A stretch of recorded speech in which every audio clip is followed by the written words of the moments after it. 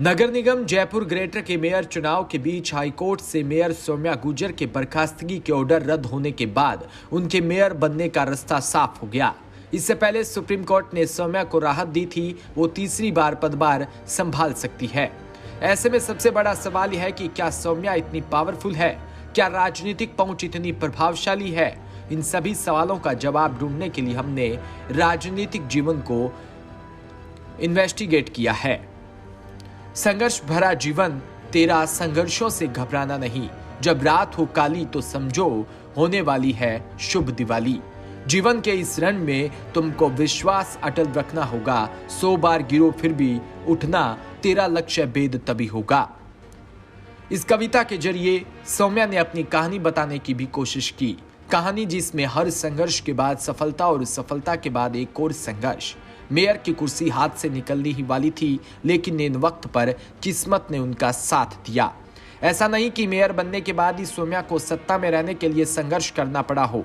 इस कुर्सी तक पहुंचने से पहले भी उन्होंने अपनी पार्टी के विधायकों का विरोध भी झेलना पड़ा था। उस वक्त भी तमाम परिस्थितियों से लड़कर वो मेयर बनी।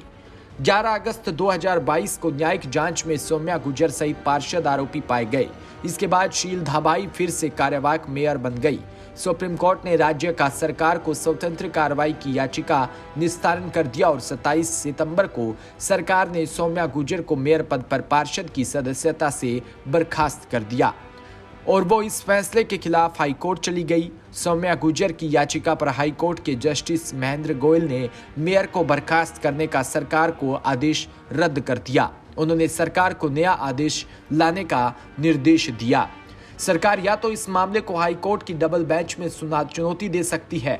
इसमें सरकार ये आधार बना सकती है कि हमने न्यायिक जांच और सुप्रीम कोर्ट के डायरेक्शन के बाद बर्खास्तगी के आदेश जारी किए हैं, जो ठीक है। हम दोबारा अब कोई सुनवाई या आदेश जारी नहीं करना चाहते हैं। वहीं सरकार के पास दूसरा ऑप्शन है कि सरकार न्यायिक जांच के आधार पर सौम्या गुर्जर को अपने समक्ष पक्ष बताने का मौका दे। इस सुनवाई के आधार पर सरकार या तो अपने पुराने आदेश को बरकरार रख सकती है या सौम्या गुर्जर को बरी भी कर सकती है। इस आदेश के बाद सरकार अपनी कंप्लायंस रिपोर्ट कोर्ट में पेश करेगी। Bureau report, DPK news.